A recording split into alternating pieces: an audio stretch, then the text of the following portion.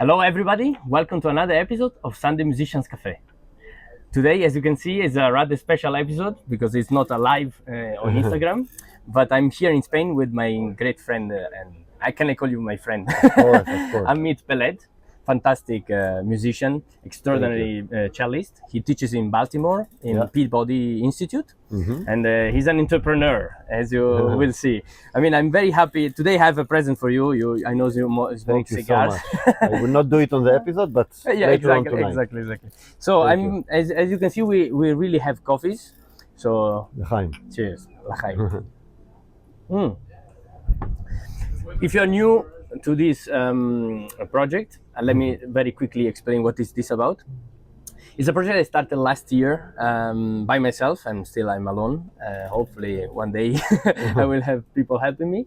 But really starting as a simple project from the idea of trying to show the behind the scenes of all the musicianship and the life of musicians, which is crazy, by the way, because obviously we do so many things to keep going, and what we love the most is making music and playing for people, but in order to do that we have maybe to work in different ways, in different locations, to travel a lot, and that's obviously the part that most of the people don't see. And tell us about your journey. I think it's pretty interesting. You're Israeli, no? Yeah. So it's a long journey. It has been a while, but it's fun. I'm Israeli, and I was born in a kibbutz, in a social community, which now these days, when I look back as an entrepreneur, I can see that it has affected me a lot. The fact of a group, of living together, of creating together.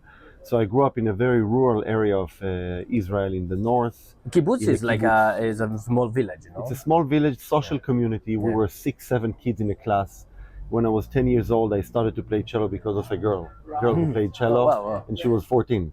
Amazing. And I was too shy to talk to her, so I thought, I'll play whatever she played. I didn't even know how to call it. Of course. I'll play that and she will marry me. And of course it didn't happen, but I fell in love with the cello. Of course. And this was for me mutual love for cello and basketball. It still is.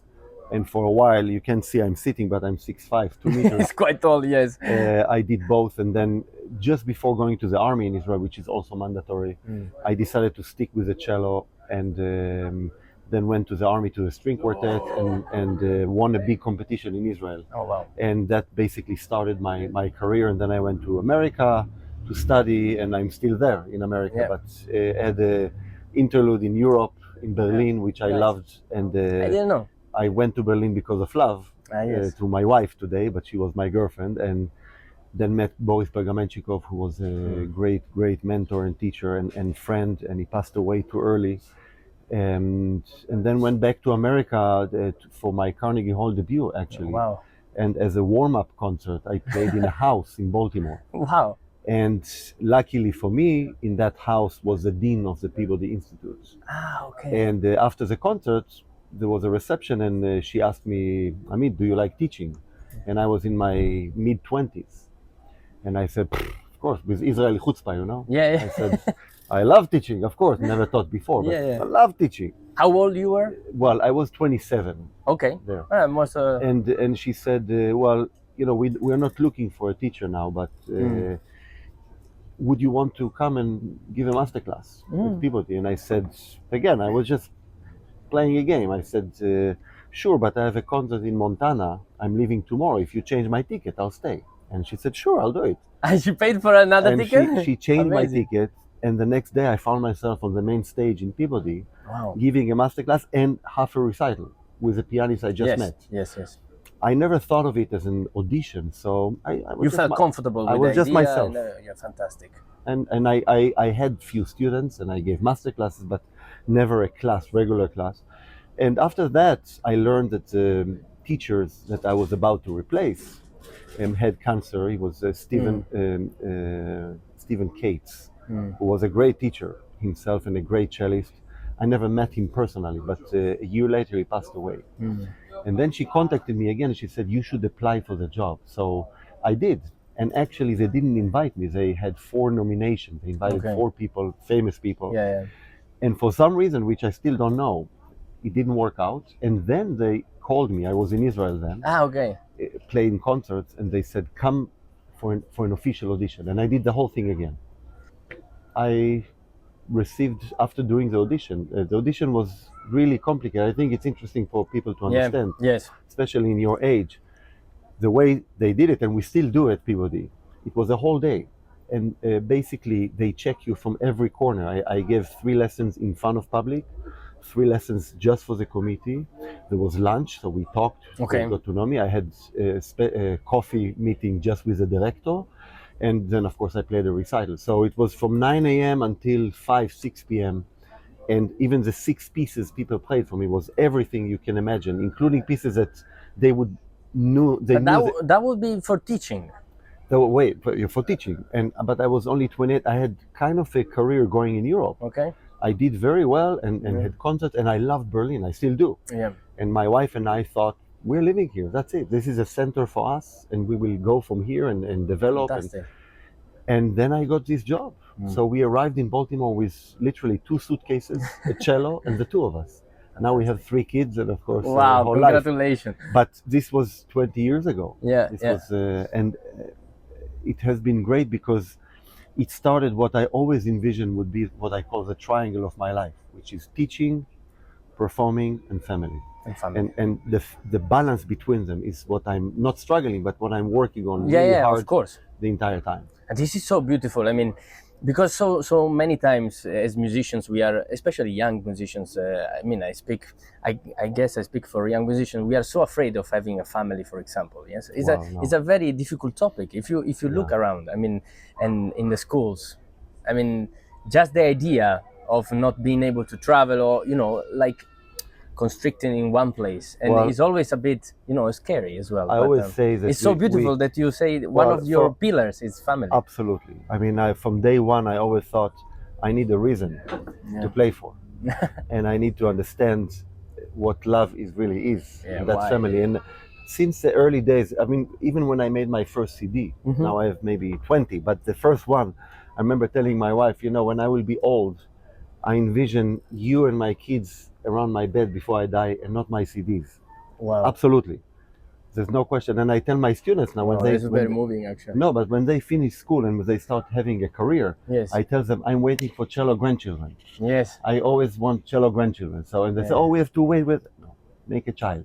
Actually, this is, I started with Isaac in London. One of the first things, I mean, maybe for sure is you didn't talk about this before, no. But one of the most important things that he told me, like after maybe 3 lessons or something, he told me family is the most important thing. Absolutely. I don't know why he told me that, even though I still had a girlfriend at the time, so I guess he saw that I was maybe looking for a reason why I was playing, or maybe I was struggling somehow in my expression or something. I don't know, but he really wanted to tell me that. This is very interesting. Well, we all have to figure it out in our own pace, of course, but you will see, as you said before, we have to find ways to express our music. Yeah. You will try and you will see, you will go here and there and you'll do this and that, and eventually the practical, you come home and do you want only your violin case at home, or you want something? And no, of course, it's something that only people with kids understand. Once you get a child, it's love that you cannot understand if you don't have a child. But and the career and of course affects the way you play. But I'm also, I have to say, I'm very lucky because my wife allows me to have this career and understands me. And she's a musician, but we work together. I mean, everything we do today, which is the orchestra and the CD company and the books we produce and everything we do, it's all under our umbrella, under one company, and then basically she runs it. So we are doing it together. I mean, I guess you're kind of lucky as well, because obviously it's not easy to find the right person. I mean, this is, but at the same time, I mean, what is scary, I think, is not really to fall in love, no, because this is impossible to avoid. I mean, at a certain point you will fall in love, or everybody desires to have wishes to have a family, But what is scary is like not being supported in your career, because obviously that's true. Somebody wants to, have a more soloist career, or maybe chamber music, but concert musician. So you go around and you play. This Look, doesn't allow you in practical sense. Well, it does depending on the person you're with, and depending on how you are as a parent. I mean, my kids, let's say I call it daddy time. They didn't have maybe as many hours as, let's say, a normal father that goes to work at 9 and comes back at 5. Yeah. However, if you are there and you set your schedule that the 2 days that you are home in a week, you're them completely with them, it's more important. So it depends. It depends. And also what you said about some of us wants to be soloist or I don't think you should use these titles, really. I tell my students always, you should be the greatest musician you can. Wow. And the career will show you the path. But in any way, if you want to teach, if you want to play concerts, it will take 150% of your time. It will take more time than you think you have. No, it makes sense. It depends how you do it. So if you travel, if you are at home, it's the way you do it. How do you see competitions for your students? You see as a good, a way to launch your career? Or? Yeah, well, it's a good because it makes you sit on your butt and practice. And because you have a goal, right? And prepare repertoire. Yeah. But, competition gives you the first opportunity. The second one is you. The second opportunity is you.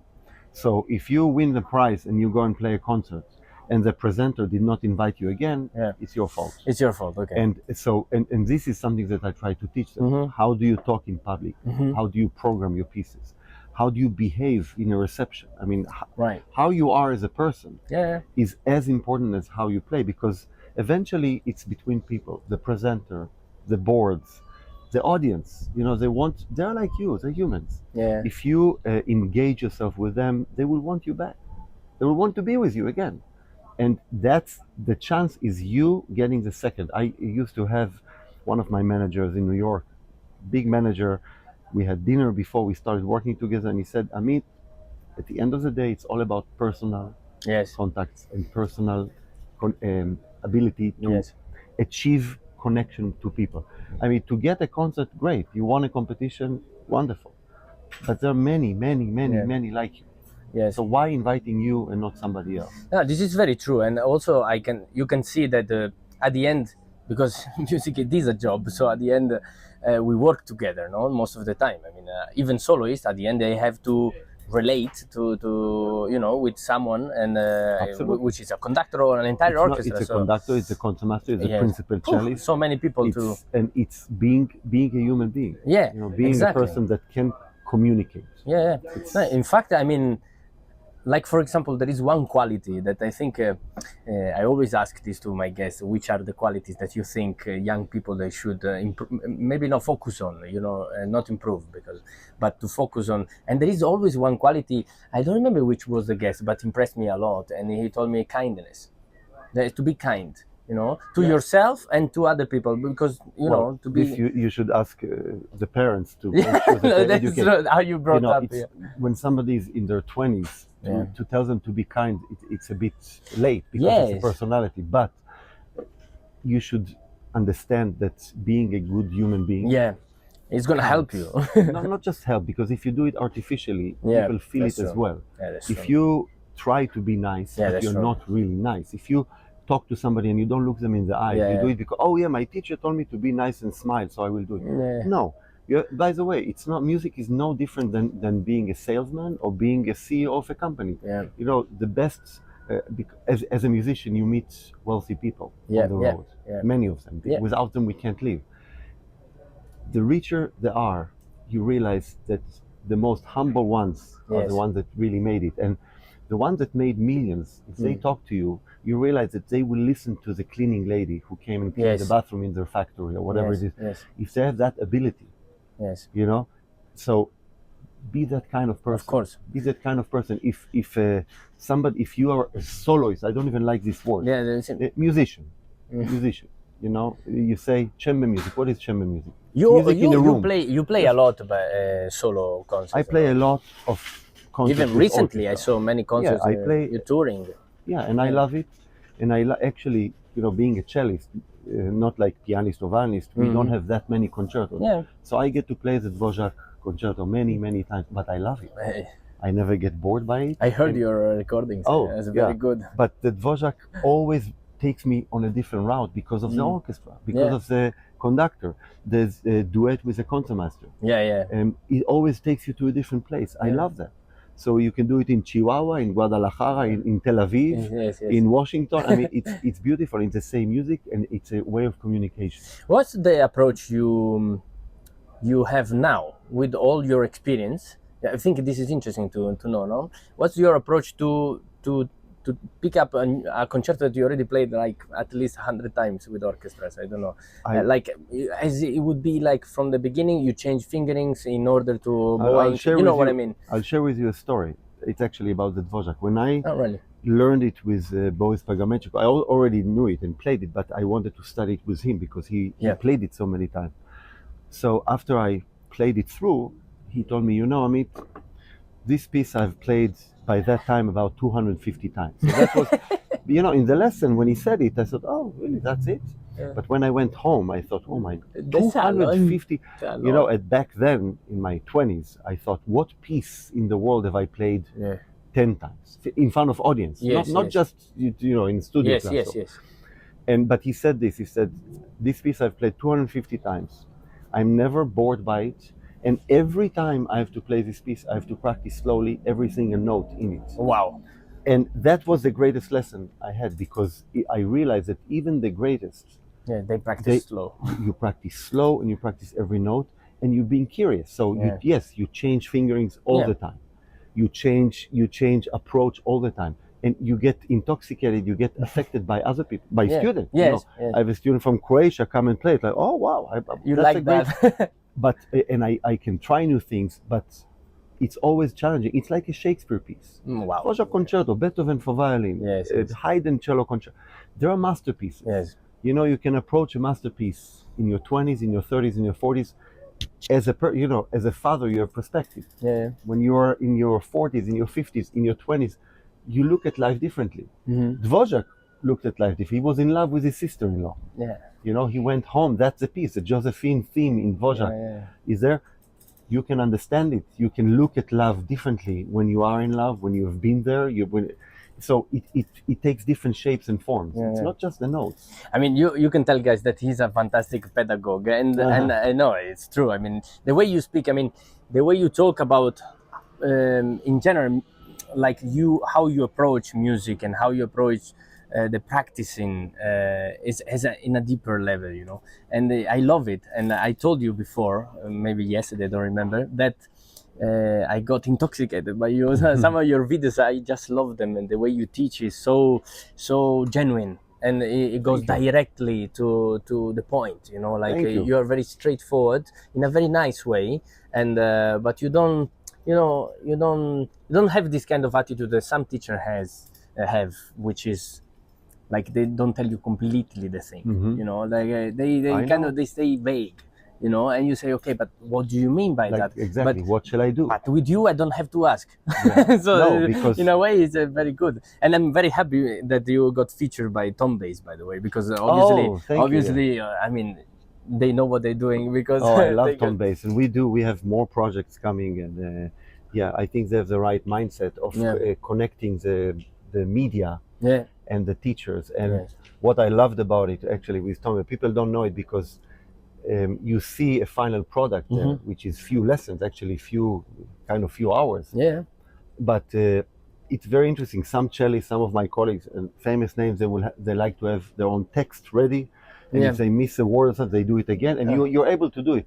With me, I just told them, where do I sit? Okay, here now. Okay. Because you're so used to it. No, and you know, I like to just dive into it here, like you jump into the water. You're a performer, Amit. You're a performer. Yes, and also I've done it a lot, and it's like you said, it's very clear to me. Yes, at least in my head. You have clear ideas. And some of it is because of my journey. I started late.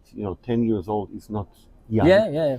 And the stage of imitation didn't exist for me. When you're a baby, you basically, if you're talented, you imitate. Makes sense. Of course. I did not imitate. I had to understand. Yeah, of course. So I had to ask the questions and understand. And then that's why I always like teaching or giving advice when we were young. Yeah. but that allows you to become, when you start teaching, you have to, I call it, you have to verbalize it in a way, like you said, that the student will understand completely. Yes. This is like, for instance, for me, nature, like how do you hold the phone? Yes. Why is it different when you play the violin or the cello? It should not be. Or how we all like to eat strawberries. You hold a strawberry. Why should that be different than actually putting the neck of the cello? I see what you So mean. all of those things, when you touch that, everybody knows the feeling of the sensation. I guess some I come from Italy, and somehow I think in my country, I mean, I'm doing a generalization. Obviously, I guess there are teachers which are different of what I'm about to say, but the experience I had is like sometimes music, and also in the classroom is has a very intellectual approach, which is nice and fantastic, and obviously is very enriching your soul and everything. But I mean, when you're learning an instrument, you're working with your muscles. Of course, this craft. is your it's sentence. Craft. Yes, it's so you really craft. need to talk about muscles and how the position of the finger. Even, like proper you're absolutely exercises. right. But even musically, I derive this from great master like Daniel Barenboim. But one of the best examples I saw in a masterclass with him is about sonata form. When we studied sonata form in school, I hated music. Yes, you have to so memorize boring. it. But what he said, something beautiful in sonata form. He says, when you play the first theme in sonata form at the beginning, it's like when you're 17 and you're in love for the first time. Nice. It has future. When you play the same theme in the recapitulation, you are 90 and it has past. Wow. I mean, this is so simple and so beautiful. Why didn't my theory teacher, why didn't they tell me this? I don't know why. Because then I would love music history. I would love the class. Of course. Because it's so beautiful. Or the way I teach, for instance, development in sonata form. Development, if you tell them, harmonically, you go from 1 to 5, and then you go to the parallel key, and then you go, you fall asleep, you start snoring. But true. when you put emotional context, every good sonata form in development, it will start with curiosity. Like, you should go back home. Home is the tonic. Yes. But you went home once. You did the repeat. Now you go and you see another door. It's like, well, wait a second. And you go and you enter the door. Every development will start with curiosity. Is the emotional curiosity. Behind, I'm curious. But then comes angst. Being scared. And then you get lost. And every sonata will have the moment where you you get lost. And then you give up. You want to die. Harmonically. Yes. You say, I don't know where I am. It's the storytelling behind But then comes the light. Back to tonic, back to recapitulation. Fantastic. And when you feel it in a sonata, I always tell it doesn't matter which sonata. Today we did it with arpeggione. And yesterday was Beethoven third. It's just every good sonata, you will have the same kind of emotion. The curiosity, then being scared of what the hell where am I? And then feeling lost, and then the hope, going back to tonic. Now, if somebody would teach me this, and I think we can all relate to it. We've always been, all of us have been curious. If I tell somebody, it's like when you're curious, it could be in video game, but curiosity is curiosity. Being lost, being scared. We're all scared, giving up. But then hope, I tell them sometimes you go for, I don't know, you don't have a bathroom around. You have to go to the bathroom. There's no bathroom. You're like, but then you see the bathroom, you're like, oh my God, you run like crazy. That feeling, that's recapitulation. You don't care anymore. You run for the tonic. But then when you come back, the theme will always have something different. Why? Because you're 90 now. There's a flower. There was always at home this flower that your mother had there in front of the window in the kitchen. I never saw it. So the same theme will have, let's say, Beethoven third, the beginning, ta di di, cello alone. In the recap, cello does the same, ta da, but there's a flower. Lo patati patati patata. I didn't know this in the beginning. Now I notice it because I appreciate home so much more. So that kind of feeling is that, I'm back home. It's a great feeling. When a student feel it, my feelings are not better than yours. Of course. I'm just more able to connect to them. And actually, they would go deeper in their interpretation because they would touch on their own feelings. And so it's exactly like everybody acting. has different experiences. So it's the same as being an actor, and that's why I spend a lot of time with my students expressing emotions. At this stage of your life, do you prefer playing or teaching? No, I like both. You Both, know, one of the it's difficult question, it's controversial. The quote I have in my Instagram account, follow it, guys. Yes, but is by Janos Starker, one of my heroes. Okay. Janos Starker says, I cannot play without teaching, and I cannot teach without playing. This is beautiful. And this is exactly me. Yeah. You know, if I'm gone on a tour, which I do all the time, but if it's too long, I miss my students. Then I go back to Baltimore and I see them too much, I miss the stage. Yes. So that balance, what I said in the beginning, this triangle, is exactly what, it's not a struggle, because I always have to pay attention. It's a key. You know, people say, oh, I was just gone for 2.5 months. I don't want, I've done it. I don't want to do it. I need a week back home with my family, or I need, like this festival. We are now at Keshet Eilon. Yes. I love this festival. I love to meet Vanis from Italy, but I love to teach the students. I love to teach them. And then next week, when I have to play a recital, I will be ignited, but by what we've done here as a dialogue with the students. So I love this combination. No, I mean, I fell in love with Keshet last year because I came here because of Itzhak, you know, and but it's really such a wonderful environment as well. I mean, and meeting you was very, very, very beautiful. And, thank you. No, absolutely. I mean, and I heard you playing 2 times at this moment, live, obviously, but many videos and stuff. And I have to say, you communicate in such a good way to the audience. I'm serious. I mean, it's like you keep people listening, which is one of the most difficult thing to do, I guess, today. I think Itzhak always says you have to, you know, the span is very quick. You know, you have to keep the attention every 2 seconds, be always there, because otherwise they go on their phone. You know. Well, if you lose your attention, they will. Lose. How do you keep the attention of the people? Well, you have some tricks and tips? Well, it's not tricks. It's I'll be very blank with you. Okay. It's a story. I have a story in front of me.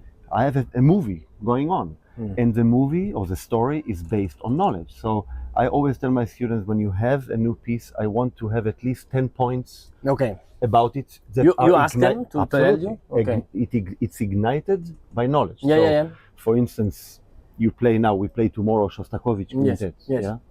So Shostakovich Opus 57. What is Opus 56? You know, I mean, I don't know if it will ignite your story. But what is it? Yeah. What year was it written? 1940. What happened in the world? How old was he? Yeah. You know, I asked this question to my students. I'll tell you today, somebody played Casado in the studio class, performance class. And it's new for her. So I of course, I asked her because I wanted to know. I always try to have them tell me, is it a dialogue, a monologue, or is it a narrator?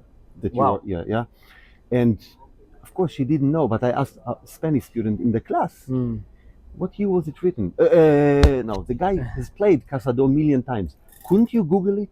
Aren't you curious enough? So with Shostakovich, we just found out, you know, we are all professors here playing it. And I asked my colleagues, because to be honest with you, maybe we cut this.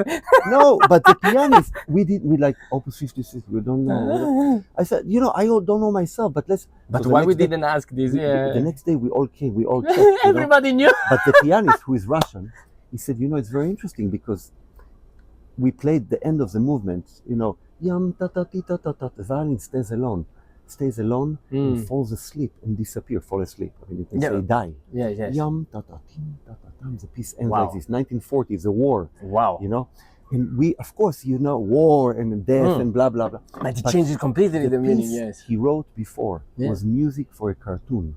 Ah, really? But the cartoon is a story about a rat.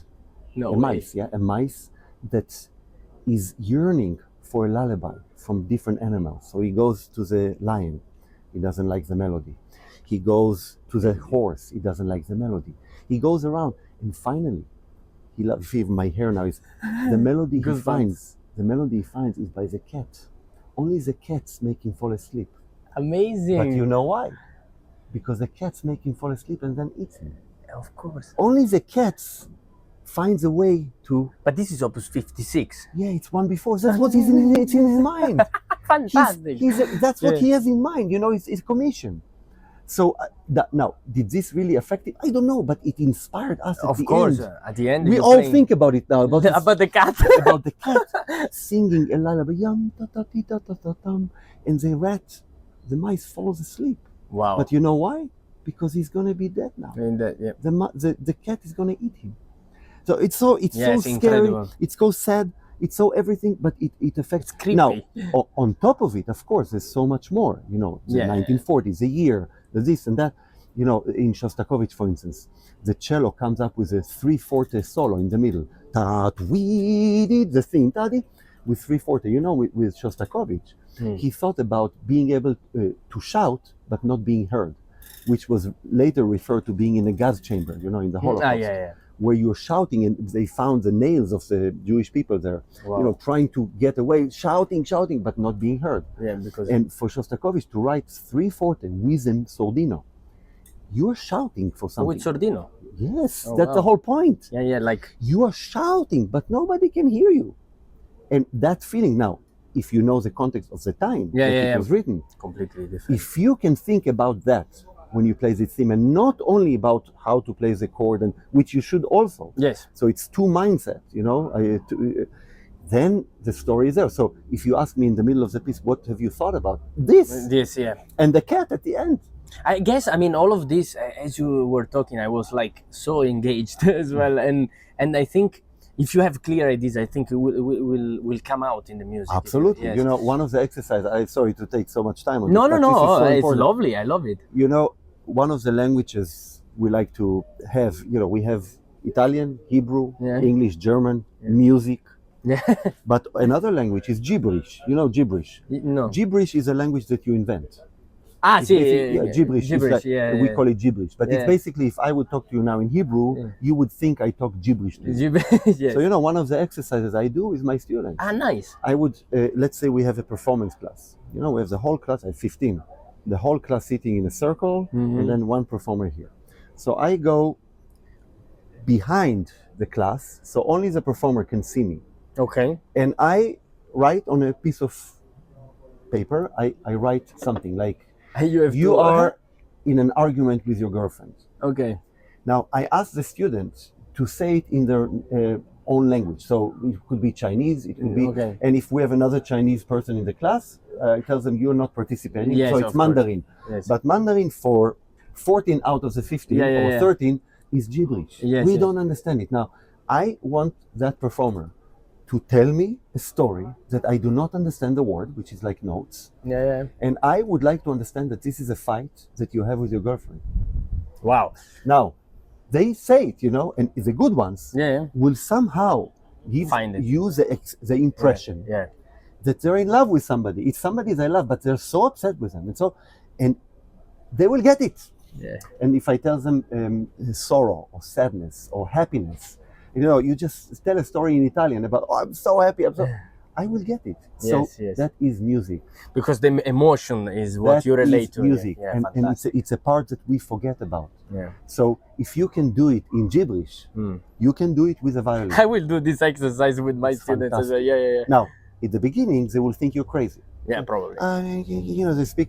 But once they figure out that nobody understands them, just say whatever you want, but mean it. Yes. And I tell them, you know, if you are now upset with your girlfriend, you don't have to tell me who she is. Yes. No, but please think about her. Yeah. Or if you got dumped by a girl or a boy, I mean, it's an experience we all have to kind of get through. Yeah.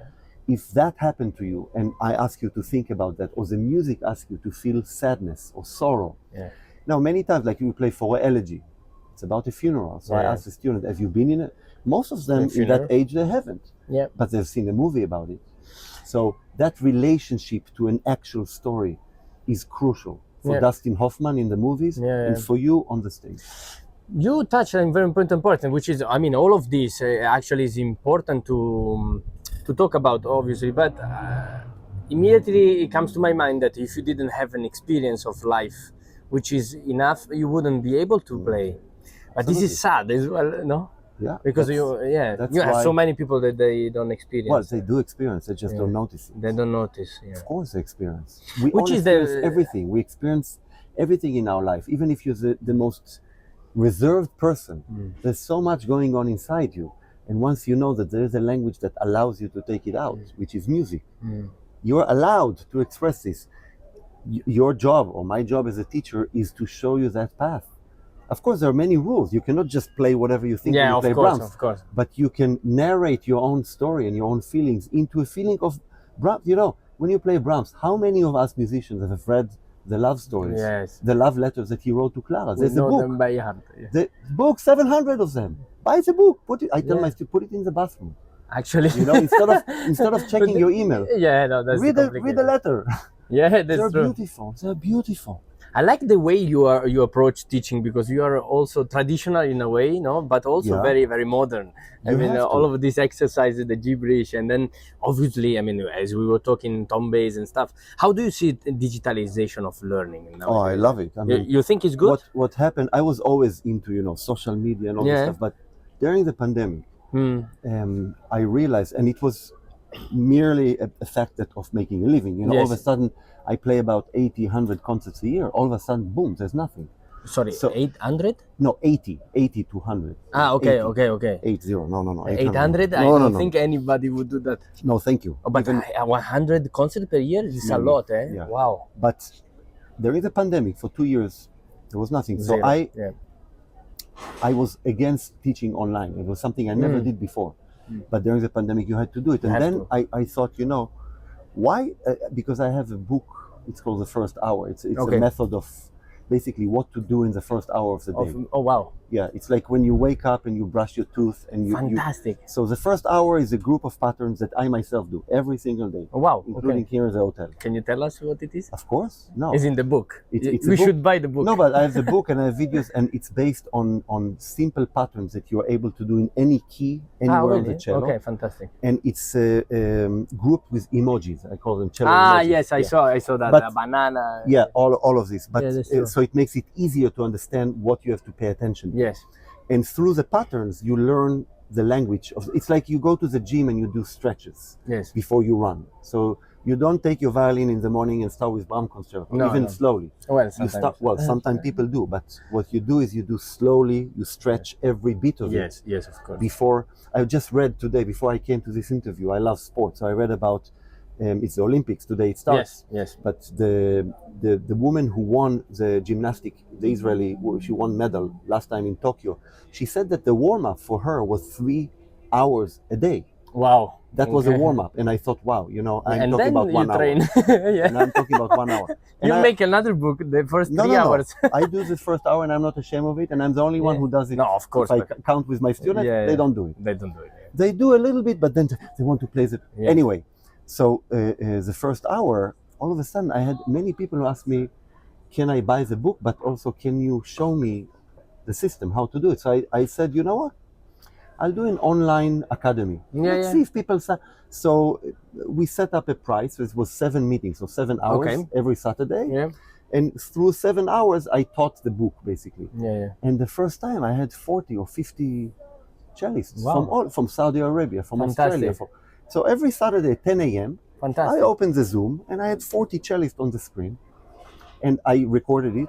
And then right after the session, I sent it to all of them, and they practiced whatever we did in the session during the week. And then we went through the book. I did it, and many people said, thank you, now I understand, and I do it every day, and you changed my life.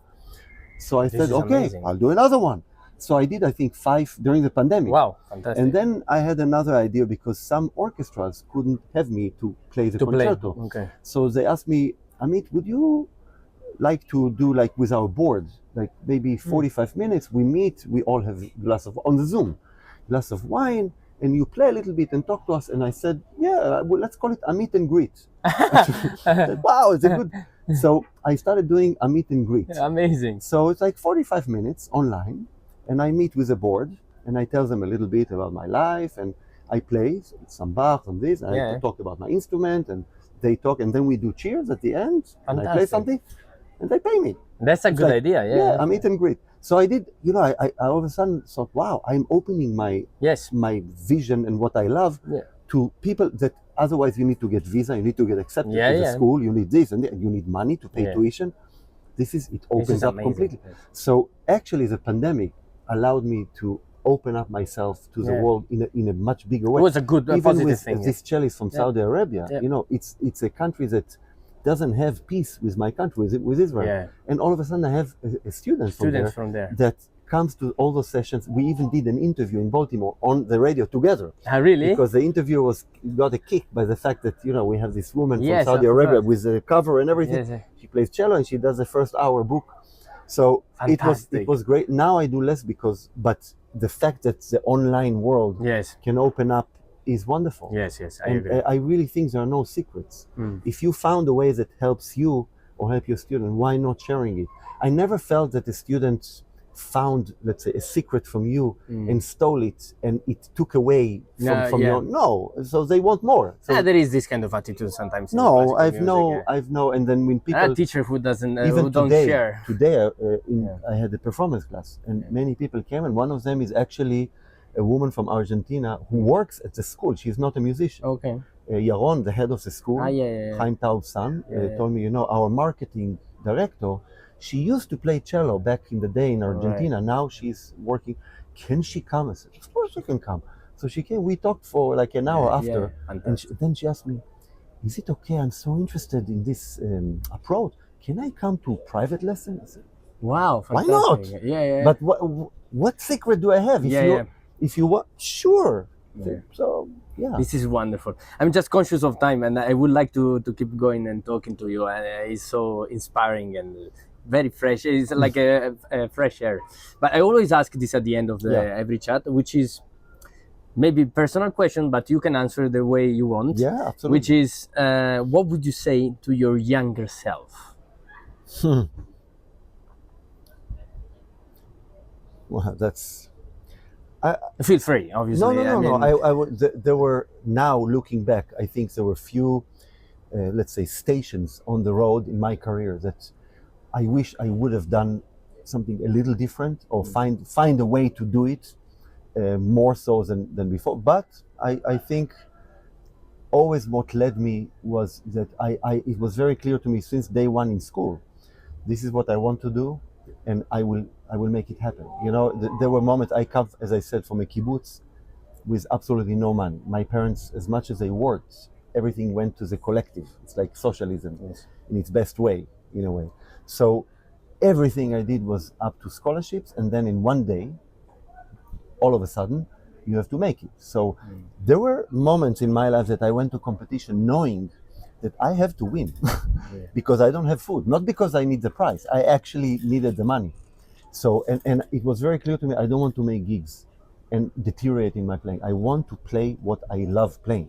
Not necessarily Dvořák concerto, it could be anything, but something that will require for me to step up to the next level. Always.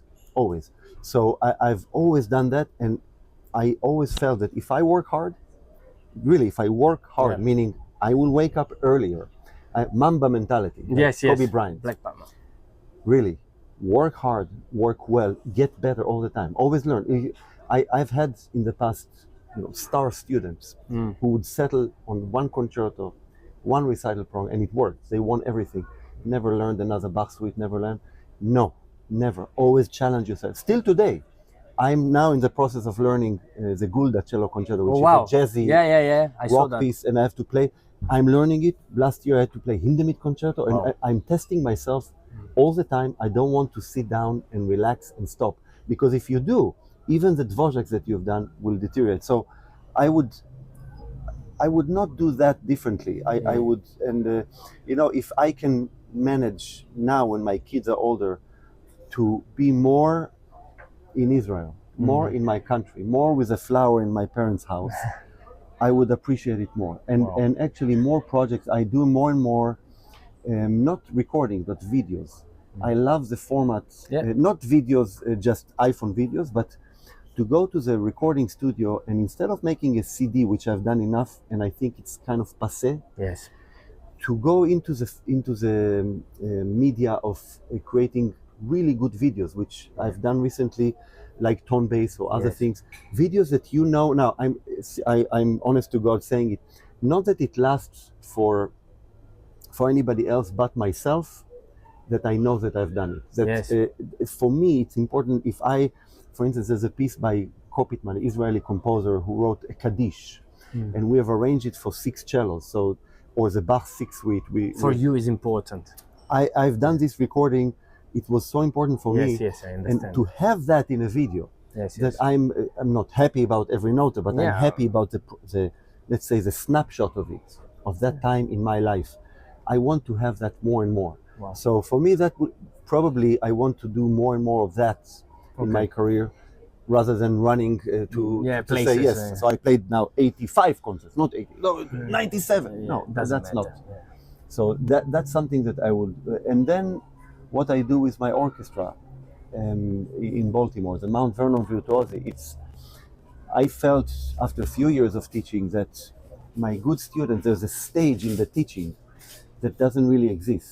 And it's a stage of actually being on stage together. Yes. You know, mentorship is not just do a down bow, up bow, even what's the meaning of, is actually you do it in the classroom, but now cut the bullshit. Now you come with me on stage. I love this. And you become equal. Yes. In every aspect. First one, I pay you. Yes. I have many colleagues that do this kind of mentorship, you know, senior and junior member. Don't pay the students. And you do it for your experience. Now, it's a great experience. No. When I take you on stage, it's not going to be much, but you get paid. Wow. Why do you get paid? Because you learn. Yes. That if you're not prepared, you'll never be invited again. Yes. And you learn so many things when I take my students on the road. So I started with what I call the cello gang. So I take five students with me, 6 cellos. We call it Around the World in 6 cellos. Amazing. And we do tours with this. Amazing. And these tours, they have to fly with me. Yeah. They have to sit in the hotel. We rent a car. So difficult to organize. Yeah, we do it. We go to play in schools. Last year we were in Florida. We played in 25 schools. Wow. Every day, and then 2 big concerts with them. They have to learn how to speak to the audience. You know what also they learn? They learn that their teacher can have a blackout on stage. Yeah. They have a memory slip. Yeah. I'm human. You know what also they learn? How to warm up before. You know, they in the backstage, Dvorak did. No. I sit there, play open strings. Yes. I breathe. I think. Yes. I play shifts. Whatever I do, they learn it from first experience. They don't learn it from valuable experience. Exactly. So after the cello gang, it's also really fun. I have to say. Of course. I mean, you take your kids, and all of a sudden they lead a phrase, and you accompany them, and there's nothing better than this. But then I thought, I also studied conducting, and I done it before, and I love it. So I thought, instead of just cello, let's create an orchestra that we can experience this in a bigger format. And that's why we started Mount Vernon. And what was really important for me are 2 aspects. One, that all the concerts that we do with the orchestra will always be free for the public. Nice. We never ever charge. However, the musicians in the orchestra get really paid. Well paid. Okay.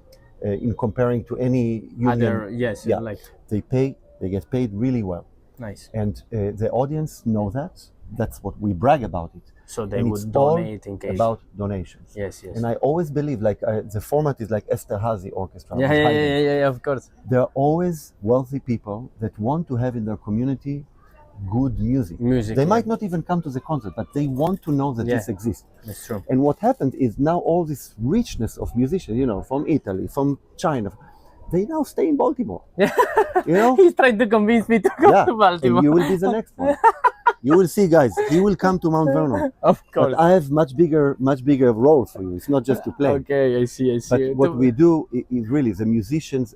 I call it musician of the 21st century, or musical ambassador. Musical ambassador. So after 2 years in the program, what I try to create is an ambassador that will go to any community in the world. Wow. And will have ears and eyes open to establish what we do in Baltimore.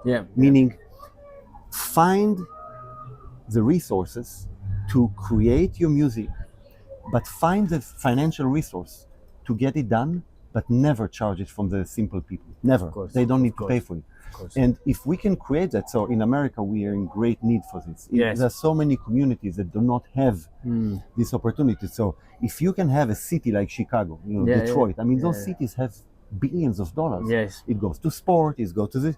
If you can convince them to give a little bit of it, 1% to a small chamber orchestra that will live in the worst area, but will live there, will integrate to the community, and will create this ambassador, will know how to talk to the audience, how to engage with people, how to teach the kids. Yeah. I think it will change what classical music is. And I mean, it does in Baltimore. It really does. Wow. So for me, that's the biggest pleasure for my life. It's like everything comes together in this organization. You know, my childhood in the kibbutz, the teaching, the equality that you have. You know, that you have a student that realizes you play first cello. Don't accompany me. I know I'm your teacher. I taught you. You now look to the audience. You decide. I will go with you. It's your role. And I tell them. And now, whatever name, you will tell the audience about me. Why not you? You're the no. You will tell them about this piece, and I will sit and listen.